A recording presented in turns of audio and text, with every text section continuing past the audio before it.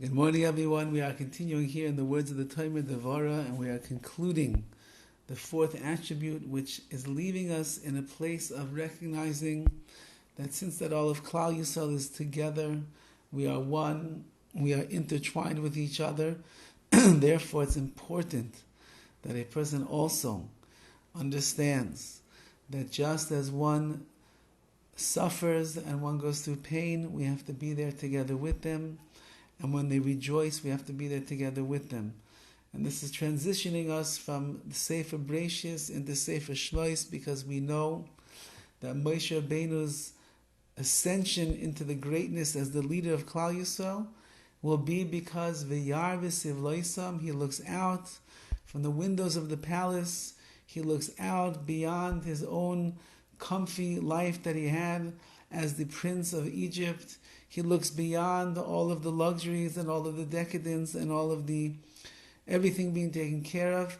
And V'yar b'siv loisam, he sees the suffering and the pain and the hardships of Klal Yisrael, and he leaves the palace of Paro and he goes out into the fields, and he bears the burden of his nation, of his brethren, the Jewish people, and that begins his ascension into greatness, and it begins also the seeds and the beginning of the Geula, of the redemption of Klal Yisrael. So this is all this midah of the sheres nachlasai, that you'll be to the remnant of his inheritance, which means that you will be there for Klal Yisrael. You will be one with the Jewish people. You will feel their pain. You will bear their burden. You will walk next side to them, and you will support them. And at the same time, when you'll see that things will go well and they will rejoice, you will be overwhelmed as also.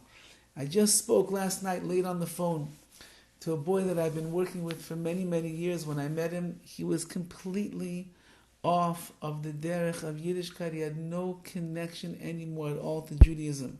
It's a whole Maisa story of Hashkacha, how we got set up together to meet one another.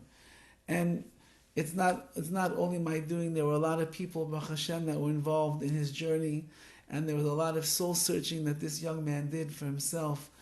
But we went through difficult times together, confusion, lack of emunah, being involved in the world and things, the darkness and the lowliness of this world, and being distant, so distant from the light of Torah, you can't even imagine. Maybe you could imagine.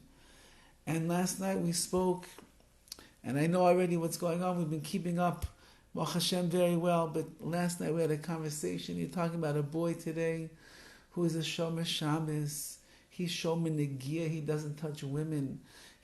That's not going to be his, as Hashem he's going to have, that's going to be his wife. He's learning Torah. He's davening every day. He's learning every day. He's soaring the heights of his Yiddishkeit. And we spoke last night about a certain mitzvah that he's struggling in, and even that he said, wow, I'm going to work on that now also. Why? Because he's in a different place. I cannot tell you the tremendous simcha, the joy that I had when I hung up the phone last night, realizing where the boy was. We're just talking about 6-7 years ago, and where he is today. And that's this midah over here, the midah of I can be with a person in their greatest times of pain, but I have to be with them also in their times of celebration. I have to feel what that person is going through. It has to hurt my heart as well. I have to feel bad for them.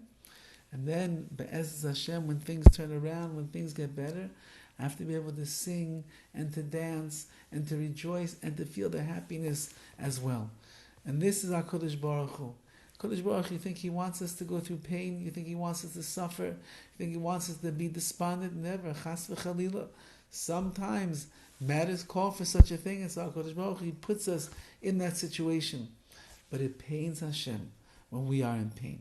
And HaKadosh Baruch Hu is rooting us on, and he's hoping, and he's wishing, and he's waiting that we're going to improve, and things are going to get better.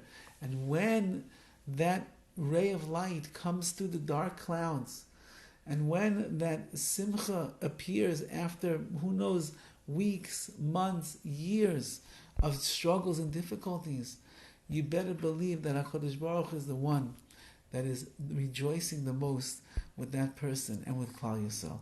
May we be Zeiche Im Yirtzeh Hashem, that with all of the darkness of the gullus of the exile, with all of the confusion and the difficulties that Klal Yisrael finds itself going through, it's pain for Hashem. When Klal Yisrael is in gullus, the Shechina is in gullus. And therefore, just as we are davening that there should be a geula, a redemption that brings us home, part of our tefillah is that it should bring home the Shechina to its home as well, the place where the Shechina dwells, and that is in Yerushalayim HaKodesh, in the Beis HaMikdash, the third one, B'imheira v'yameinu. Have a wonderful day.